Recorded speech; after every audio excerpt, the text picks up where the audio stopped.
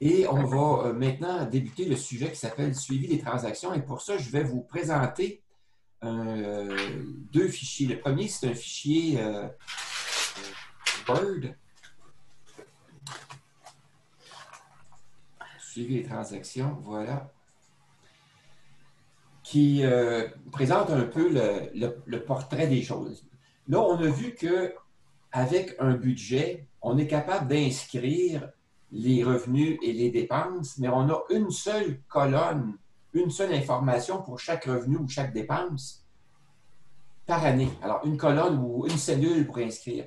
Mais dans une année, on fait plusieurs dépenses, il y a plusieurs transactions à inscrire pour le même sujet. Par exemple, pour l'épicerie, on peut avoir des transactions multiples au cours d'une année. On peut en avoir une par semaine ou deux ou trois par semaine. Alors, ça nous prend un instrument qui nous permet de suivre nos transactions, nos dépenses dans une année et de pouvoir en inscrire plusieurs. Donc, moi, la façon dont je traite ça de façon différente. Je dis, ça me prend un outil qui me permette de colliger l'ensemble de mes revenus, l'ensemble de mes dépenses par catégorie et de en faire la somme à la fin de l'année qui va me permettre d'avoir un seul montant qui, lui, va être placé dans le budget. Parce que la façon dont je fonctionne, moi, la somme de mes revenus et de mes dépenses d'une année est catégorisée, puis les totaux et les sous-totaux sont retranscrits dans mon fichier de budget annuel, si bien que les résultats d'une année vont devenir la source d'information ou une source d'information importante pour prévoir le budget de l'année suivante. Ce qui va me rester à faire, c'est faire une majoration en fonction du taux d'inflation. Alors, donc, c'est un petit peu ça. Donc, ça nous prend un outil différent. Alors, le défi pour le suivi des transactions, c'est comment faire le suivi des transactions financières multiples qu'on a à faire durant une année, de les répartir en catégories pour faciliter l'analyse, d'assurer la conformité des données qu'on a inscrites, éviter les erreurs lors de l'inscription et faciliter la vérification aussi si on a besoin de rechercher une transaction qu'on a déjà faite auparavant. Donc, de faciliter la vérification et la recherche d'informations. Et tout ça en consacrant le moins de temps possible et le moins d'efforts possible. C'est un beau défi. Alors, parfois, il faut faire plusieurs essais, plusieurs erreurs pour en arriver à trouver l'outil qui nous permet de répondre à tous ces besoins-là. Et moi, ce que j'ai fait, j'ai pris le temps de voir de façon quantitative comment on a des revenus et des dépenses fixes et on a des revenus et des dépenses variables souvent. Alors, en termes de nombre de transactions par année, moi, j'estime que dans ma situation à moi, j'ai environ 150 transactions fixes par année. Ça veut dire une douzaine par mois à peu près. Là. Et du côté des revenus et des dépenses variables, bien là, c'est dépendamment des situations. Dans mon cas, moi, j'ai autour de 150 transactions variables par année, mais certaines personnes en dépensent davantage ou ont plus de transactions. Ça peut aller jusqu'à 300. Alors, en termes de temps, combien ça peut générer de temps? Alors, avec l'outil que j'utilise, moi, suivi des transactions, ça me prend pour inscrire les revenus et les dépenses fixes 1 minute par mois. Donc, ça veut dire 12 minutes par année. Et pour les revenus et les dépenses variables, j'estime que ça prend environ 30 secondes par transaction. Alors, si vous faites la multiplication, 150 par 30 secondes divisé par 2, le nombre de minutes, ça tourne autour de 75 minutes par année que ça me prend pour faire le suivi de mes transactions. C'est quand même peu de temps consacré pour avoir un résultat qui est tout à fait intéressant et qui me rend service à moi. Alors, je vous donne ça, ces informations-là, dès le départ, pour que déjà, ça puisse titiller un peu vos oreilles, parce que vous savez, si vous avez déjà tenté de faire le suivi de vos transactions, combien de temps ça vous prend selon l'outil que vous utilisez et comment vous organisez votre information. Alors, vous voyez là, ce à quoi on peut s'attendre comme résultat intéressant du côté du temps estimé pour effectuer le suivi de nos transactions. L'aperçu de l'outil, maintenant, qui s'appelle Suivi de transactions. Suivi des transactions, c'est une application Excel qui permet d'effectuer le suivi des revenus et des dépenses par compte bancaire, si vous voulez, par compte, par code budgétaire pour les catégories, par personne, si on est plusieurs personnes dans une même cellule familiale, donc par personne qui contribue au budget de la cellule familiale. Une transaction, qu'est-ce que c'est? Une transaction, c'est un revenu ou une dépense appliquée à un compte bancaire ou à une carte de crédit. Alors, chaque transaction, elle est codifiée pour faciliter la production de rapports, l'analyse et la recherche d'informations. Une transaction, c'est une combinaison. L'outil suivi des transactions, pour moi, c'est une combinaison entre le chéquier, le système comptable et l'inventaire des biens. Alors, vous voyez que j'ai tenté de rassembler plusieurs besoins dans le même outil. Alors, du côté de comment ça s'est organisé, pour une transaction, dans le suivi des transactions, une transaction correspond à une ligne d'information dans Excel qui est placée, puis la ligne d'information, les informations sont placées dans plusieurs colonnes. Alors, on a des colonnes pour notre suivi, notre système comptable. J'ai 4 colonnes qui correspondent à un système comptable, dans un système de classement des informations. J'ai ensuite les colonnes 5 à 11 qui sont les colonnes du chéquier. Je ne sais pas si vous vous rappelez, le chéquier, c'est quelque chose qu'on utilisait lorsqu'on faisait des chèques à la main. Alors, on utilisait un chéquier pour inscrire les chèques qu'on avait faits pour être capable d'en faire le suivi puis de s'organiser pour que notre compte ne soit pas dans le rouge. Alors donc, c'est les colonnes 5 à 11 du fichier Excel là, qui correspondent aux mêmes informations qu'on inscrivait dans notre chéquier. Ensuite, des colonnes qui vont nous permettre d'adapter la transaction à une cellule familiale. 3 colonnes qui vont nous permettre de faire ça. Et enfin, 4 colonnes qui vont nous permettre d'inscrire l'information qui vont être utiles pour l'inventaire des biens. Alors, tout ça fait en sorte que ça fait un seul outil qui répond à plusieurs besoins en même temps. Alors, si je regarde le chéquier maintenant, ici, je vais faire un retour. Le chéquier. Le chéquier, qu'est-ce que c'est? Alors, c'était à l'époque un livret qui permettait d'inscrire les transactions qui seront débitées ultérieurement dans le compte bancaire. Par exemple, je peux faire un chèque le 12, mais c'est pour le premier du mois suivant. Alors, donc, ça va être débité ultérieurement. Donc, ça permet aussi de prévoir et de vérifier si on dispose des fonds nécessaires pour que le chèque ne rebondisse pas. Et ça permet aussi d'éviter d'avoir un solde négatif et de payer des pénalités. Et ça permet de vérifier les transactions passées au compte, donc de faire la conciliation et de vérifier s'il y a des tentatives de fraude ou d'inscription en double de certaines informations.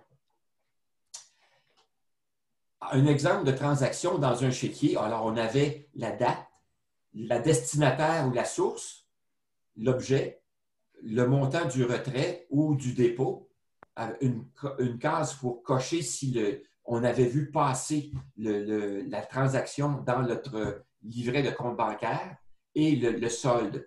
Alors donc, une transaction, ça va être pour le chéquier, ça correspondait à ça.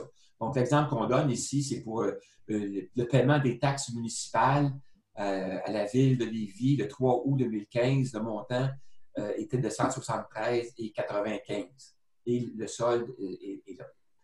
Maintenant, ça correspond aux colonnes qui correspondent à ce qu'était le chéquier. Maintenant, le système comptable. Quelles sont les colonnes qu'on va mettre qui correspondent au système comptable? Alors, le système comptable, pour moi, je m'inspire de ce que j'ai vu en entreprise lorsque j'étais au travail. Il y avait un système comptable pour de l'employeur qui servait à gérer l'ensemble de ses affaires. Alors, je me suis inspiré un peu de ça. Alors, le système comptable, c'est un système d'information qui permet de prévoir et de comptabiliser les revenus et les dépenses dans une organisation, de les ventiler par unité administrative ou par projet, de faire le pont entre les décisions et les opérations, entre les frais fixes et les frais variables, entre les entrées et les sorties d'argent réelles au quotidien. Ça permet aussi de produire des résultats périodiques, de les analyser et d'effectuer des recherches d'informations et de contextualiser une dépense ou un revenu qui a besoin d'être expliqué, par exemple, à une réunion, à un conseil ou à une réunion d'administrateurs. Ça permet aussi de faciliter la reddition de comptes et la vérification et les ajustements. Et ça permet aussi de préparer des budgets et des prévisions budgétaires. Des exemples de colonnes qui sont utilisées dans l'outil qui s'appelle Suivi des transactions. Alors, on a une colonne pour indiquer un code. Un code, c'est un code numérique. La catégorie, par exemple, habitation. Le poste budgétaire, par exemple, taxe municipale. Et le type, c'est une dépense qui est fixe. Ensuite, l'adaptation au système comptable dans une cellule familiale. Alors, le système comptable peut être adapté pour tenir compte du partage des revenus et des dépenses entre les membres d'une cellule familiale. C'est donc dire que, suivi les transactions, vous pourriez décider, par exemple, vous en avez un par conjoint dans votre cellule familiale, ou encore vous utilisez le même pour inscrire les dépenses et les revenus des deux. Alors, c'est à vous de décider comment vous voulez organiser les choses. Bien, vous avez la possibilité de ces deux possibilités-là avec suivi des transactions. Alors donc, ça permet de les adapter. Comment on fait cette adaptation-là? C'est en ajoutant des informations qui permettent de distinguer les frais communs des frais individuels et de les associer aux personnes qui les assument et à celles qui en bénéficient. Pourquoi c'est important de distinguer les deux, ceux qui les assument et ceux qui en bénéficient? Je vais vous donner un exemple. Imaginez que la voiture de ma blonde a besoin d'un service d'entretien au garage, mais le garage auquel elle fait affaire pour faire son entretien de voiture, il est situé près de mon lieu de travail. Alors, c'est peut-être moi qui vais prendre la voiture le matin, sa voiture le matin, qui va aller déposer la voiture chez le garagiste et qui va régler la transaction avec ma carte de crédit à la fin de la transaction et qui va par la suite devoir inscrire la transaction dans le système comptable. Si bien que si le système comptable permet de tenir compte de à qui profite la transaction et qui l'a assumé, bien, on va pouvoir faire un compte à compte qui va répartir la dépense correctement et qui va l'assumer correctement là, par rapport à qui assume quoi dans le couple. Ensuite, ça permet aussi de vérifier, de suivre et de vérifier les frais associés aux dépenses communes ou aux éléments qui méritent une analyse ou un suivi particulier. Bon, des exemples de colonnes qu'on va utiliser dans le suivi des transactions pour l'adaptation à une famille. Alors, on aurait la colonne budget ou bénéficiaire. Alors, est-ce qu'on rentre ça dans le budget commun, dans le budget d'un conjoint ou de l'autre conjoint? Ensuite, payé par qui? Alors, ça se peut que dans votre cellule familiale, vous ayez un compte conjoint ou ça se peut que vous n'en ayez pas. Alors, moi, de mon côté, je sais que si je vivais en couple, je n'aurais pas de compte conjoint parce que j'ai analysé les avantages et les inconvénients du compte conjoint. Alors, même si une dépense est commune, je pourrais dire c'est moi qui l'assume. Ou ça pourrait être ma conjointe qui l'assume, un ou l'autre. Mais si un compte conjoint, alors ça pourrait être assumé par le compte conjoint, payé dans le compte conjoint. Ensuite, la troisième colonne qui est la colonne éléments à suivre. Alors, c'est à vous à décider qu'est-ce que vous voulez suivre pour en faire l'analyse et vérifier l'état des dépenses d'une catégorie en particulier. Comme par exemple, vous pourriez dire, nous, on aimerait ça suivre ce qu'on appelle les engagements, c'est-à-dire les frais fixes, pour voir si d'année en année, nos frais fixes sont conformes. Est-ce qu'on n'est pas en train d'augmenter nos frais fixes plus que nécessaire ou plus que la portion qu'on est prêt à y consacrer ou plus vite que nos revenus augmentent. Ensuite, si on a un chalet, on pourrait dire, bien, on veut suivre aussi toutes les dépenses qui concernent le chalet pour voir combien nous coûte notre chalet à la fin de l'année. Ou, exemple, pour un projet de rénovation. Ou encore pour dire, par exemple, cette dépense-là ou ces dépenses-là concernent la voiture d'un conjoint ou la voiture de l'autre conjoint, ou l'inventaire de biens de un ou de l'autre des conjoints. Alors, ça permet donc de suivre ces éléments-là et d'en garder la trace. Concernant l'inventaire des biens maintenant, les colonnes qui concernent l'inventaire des biens. Alors, l'inventaire des biens, c'est un système d'information qui permet de colliger l'information concernant les biens possédés par une cellule familiale et de conserver et de retracer facilement les informations qui sont utiles lors de la réparation, ou enfin, je devrais plutôt dire, lors de la réparation, lors de l'application de la garantie, lors d'un sinistre ou lors d'une séparation, d'un divorce ou lors du décès. Et ça permet de remplir rapidement les formulaires de réclamation de l'assureur et d'inventaire des biens après décès. Alors donc, on recouvre plusieurs besoins là-dedans et ça nous prend juste 4 colonnes pour faire ça.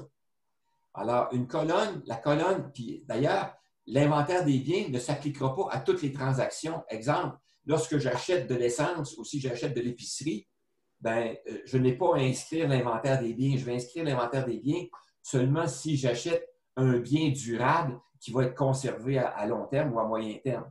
Alors donc, dans les colonnes, on va avoir une colonne pour inscrire la description du bien. Par exemple, la marque, la dimension ou les options qui viennent avec. La localisation. À quel endroit cet objet-là est-il entreposé ou utilisé? Pourquoi on inscrit une colonne sur la localisation? C'est qu'au moment où on a un sinistre, que ce soit un sinistre ou un vol, par exemple un vol dans une maison, si on a une colonne qui nous permet de voir dans telle pièce qu'est-ce qu'on avait comme bien, ça permet de ne pas oublier des éléments dans la réclamation qu'on fait à l'assureur. Et ça, je parle de ça par expérience. J'ai déjà subi un vol et le fait d'avoir une colonne de localisation, j'étais capable de voir que les voleurs sont venus dans telle pièce, qu'est-ce qu'ils ont bien pu voler. Alors, j'ai regardé qu'est-ce qui était supposé être entreposé ou déposé dans telle pièce et j'ai pu voir qu'est-ce qui me manque, si c'était encore là ou si ça avait été volé. Alors, c'est une colonne toute simple. Ensuite, les références, si jamais on a à appliquer la garantie ou on a à réutiliser, par exemple, à faire une réparation, si on a le numéro du modèle, c'est plus facile à ce moment-là de faire la recherche d'informations pour trouver les bonnes pièces pour faire les remplacements. Et la garantie, si on a une colonne dans laquelle on inscrit la date de l'achat et qu'on inscrit 1 an de garantie, on peut savoir si notre garantie est expirée ou non. Les avantages qu'on a avec le système, l'outil qui s'appelle Suivi des transactions, l'avantage, c'est de prévoir, de suivre, de concilier, de retracer, de filtrer, de trier, de totaliser les transactions par compte, par date, par mois, par année, par code et par catégorie budgétaire, par type de dépense, fixe ou variable, par fournisseur, par bénéficiaire, par personne qui contribue au budget et par pièce. Alors, vous voyez qu'avec Excel, à cause de l'utilisation des filtres, on est capable d'aller rechercher de l'information très précise, très pointue, extrêmement facilement. Je peux vous donner un exemple de ça. Lorsque j'ai fait l'entretien de ma thermopompe, j'ai demandé un service d'entretien de ma thermopompe. Le fournisseur m'a dit, votre thermopompe, est-ce que vous l'avez acheté ici? Puis à quel moment vous l'avez acheté? À quand l'avez-vous acheté? Alors, j'étais capable de répondre à ces 2 questions en 2 temps, 3 mouvements. Parce que j'avais l'information dans mon suivi des transactions. Je pouvais dire, oui, je l'ai acheté chez vous, puis voici à quelle date je l'ai acheté, puis voici la date du service d'entretien précédent. À quel moment l'entretien a été fait la dernière fois. Alors, c'est des informations qui ont été utiles au moment de faire la transaction.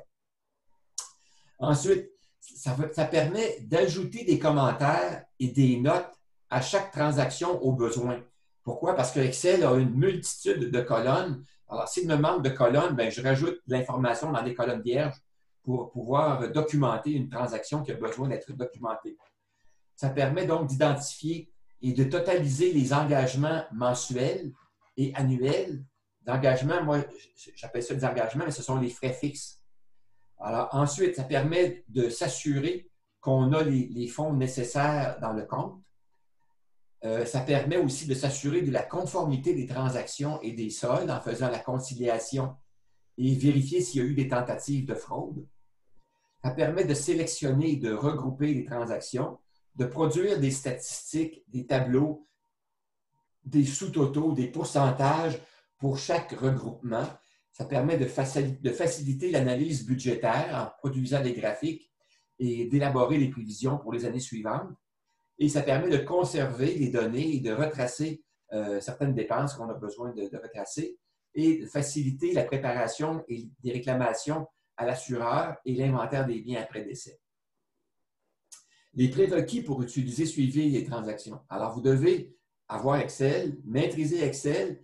Dans Excel, vous devez maîtriser la navigation, l'inscription des données, la rédaction, la modification des formules, la structuration de listes, l'application de filtres, les tris de données, le regroupement par catégorie et l'application de sous-totaux. S'il y a parmi ces opérations-là, il y en a avec lesquelles vous n'êtes pas familier, bien, on pourra prendre un moment lors d'une des rencontres pour présenter la façon de faire ces opérations-là. Mais c'est à peu près l'essentiel de ce que vous aurez besoin de faire. Les opérations. Alors, il y a des opérations à faire une fois par mois. Une fois par mois, vous devez définir, non, pardon, une fois par mois, je dis une seule fois. Une seule fois au moment où vous prenez en main l'outil, vous devez définir ou personnaliser une charte de compte. Alors, moi, j'ai déjà une charte de compte qui est déjà présente dans Suivi des transactions. Alors, vous devrez réviser la charte de compte et regarder si cette charte de compte-là répond bien à vos besoins, rajouter des comptes s'il y a des comptes dont vous avez besoin qui sont absents. Et s'il y en a qui ne sont pas nécessaires, vous pensez que vous n'utiliserez jamais, bien, vous pourrez à ce moment-là les supprimer si ce n'est pas nécessaire. Ensuite, vous devrez identifier les éléments que vous voulez suivre d'année en année. Ensuite, vous devrez établir la liste des engagements, c'est-à-dire les revenus et les dépenses qui sont fixes. Ça, on fait ça une seule fois. Une fois que c'est fait, à ce moment-là, on est capable de réutiliser ça. Et ça, l'idée d'établir la liste des engagements, c'est fort intéressant et fort important de le faire parce que nos engagements sont souvent des engagements qui sont répétitifs. On s'engage à payer à tous les 15 du mois notre service d'électricité, notre service de fournisseur Internet, notre câble distributeur, etc. Alors donc, une fois par mois, on a des transactions qui sont répétitives, qui sont les mêmes. C'est les mêmes montants, c'est les mêmes dates. Alors, si on a cette liste-là, on est capable de les regrouper ensemble, de faire un copier-coller, puis de les placer, de les déposer une fois ou pour une année, on fait un copier-coller 12 fois, puis on a nos 12 mois, les dépenses fixes de 12 mois qui sont déjà placées, et tout ce qui nous reste à faire, c'est intercaler nos dépenses variables à l'intérieur de ça. Ça facilite beaucoup le travail et ça raccourcit la durée du travail. Ensuite, au quotidien, qu'est-ce qu'on doit faire avec suivi des transactions? Alors, il faut inscrire les transactions, c'est-à-dire nos revenus, nos dépenses, au fur et à mesure. Et ça, moi, j'estime que ça me prend 30 secondes par transaction. Et les 30 secondes, ça inclut ouvrir le logiciel, ouvrir le fichier, rechercher, aller naviguer dans la feuille, placer ma transaction, si au besoin, aller chercher le code budgétaire qui s'associe à ça. Mais souvent, je n'ai pas besoin de le faire parce que nos transactions sont souvent les mêmes d'une fois à l'autre. Alors souvent, je vais prendre une transaction qui a le même code budgétaire, puis je vais faire un copier-coller de la ligne, puis je vais juste changer la date, changer le montant, puis c'est fini. Alors, c'est extrêmement rapide pour faire le suivi des transactions, ajouter une nouvelle transaction dans le fichier. Ensuite, au quotidien, ou vous pouvez le faire de façon hebdomadaire si vous voulez, concilier les transactions, c'est-à-dire vérifier le solde, et ça prend environ 5 minutes par semaine par compte. Ce n'est pas tellement difficile. Vous vérifiez si ce qui est passé dans votre compte, vous l'avez bien inscrit. S'il y a des ajustements à faire, vous les faites. S'il y a des éléments qui sont non conformes, vous pouvez intervenir rapidement. Ensuite, au quotidien, vous devez vérifier et reporter le sous-total mensuel des revenus et des dépenses. Et ça, moi, ça me prend à peu près 1 minute à faire ça. Autrement dit, à chaque mois, je reporte le total de mes revenus et le total de mes dépenses dans un autre fichier que j'appelle résultat annuel. Et dans mon fichier résultat annuel, j'ai un onglet qui est l'onglet des mois, ou dans lequel j'ai une ligne d'information pour chaque mois. Alors, j'inscris le total de mes revenus, le total de mes dépenses pour le mois. Ça me permet de voir comment c'est ventilé par mois. Et ça me prend 1 minute de faire ça chaque mois. Pas très long. Ensuite, à la fin de l'année, j'ai une opération ça me prend 1 heure à faire ça, ce que j'appelle la finalisation, finaliser l'année. Alors, ça consiste à quoi? Ça consiste à copier les transactions d'une année dans un nouvel onglet, un nouveau fichier, si vous voulez. Ensuite, ajouter des statistiques, faire des tris, des sélections pour ajouter des statistiques, c'est-à-dire des pourcentages, des sous-totaux, puis analyser le tout. Ça me prend à peu près 1 heure à faire ça. Mais pour ça, j'exploite les fonctions d'Excel. Simplement les tris, les sélections, les regroupements et tout ça.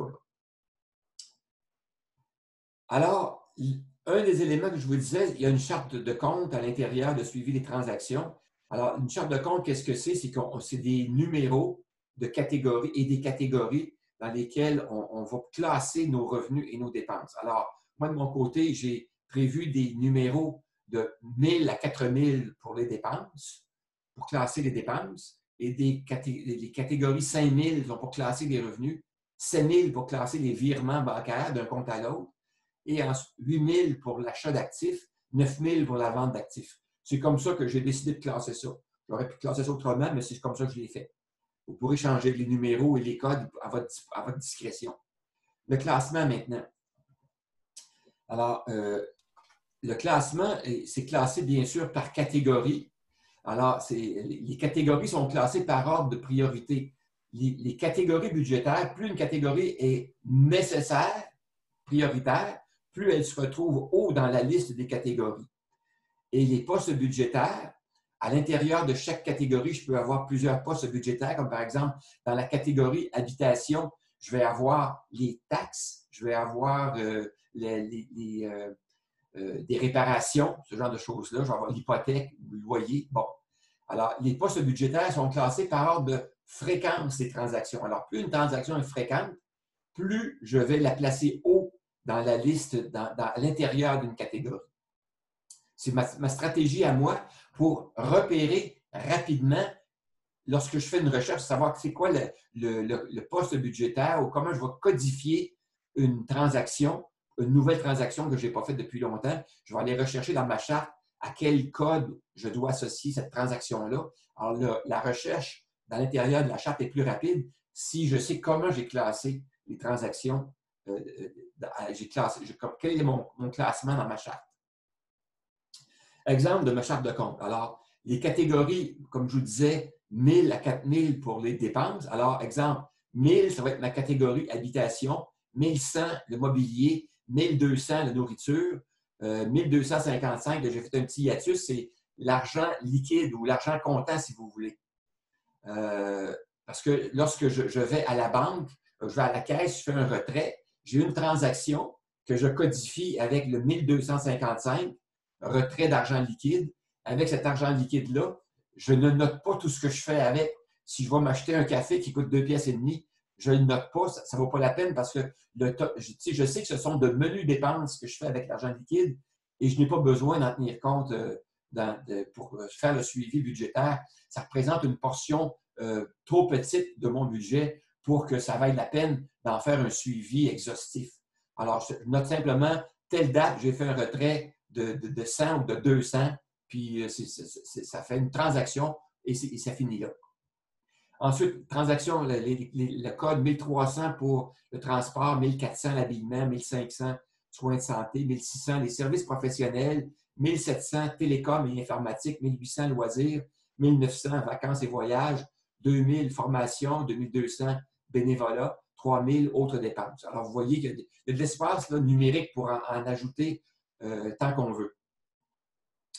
Ensuite, les catégories. Alors, les catégories 5000, je vous disais, pour les revenus. Alors, 5100 revenus d'emploi, 5200 revenus de placement, 5300 revenus autonomes, 5 400 revenus de rente, 5 900 autres revenus. Un exemple de poste budgétaire pour la catégorie habitation. Alors, pour la catégorie 1000 à 1099, j'ai la catégorie habitation. Alors, j'ai des postes budgétaires loyer ou hypothèque, équipement domestique, assurance habitation, électricité, taxes municipales, taxes scolaires, entretien, puis autres habitations. Alors, c'est comme ça que je les ai classés. Si ce classement-là ne vous convient pas, vous pourrez les réorganiser. Mais ce qui est important, c'est que vous n'entriez pas de transaction avant d'avoir stabilisé votre charte de compte. C'est ça qui est important de faire. Ensuite, les éléments à suivre, c'est à vous aussi à décider quels sont les éléments que vous voulez suivre dans votre budget. Alors, je vous donne des exemples qui sont là. Vous pourriez choisir le code que vous voulez et les éléments que vous voulez suivre. Voilà. Ça correspond à la façon de structurer l'information dans le suivi des transactions. Je vais terminer l'enregistrement de ça. Je vais fermer le partage et terminer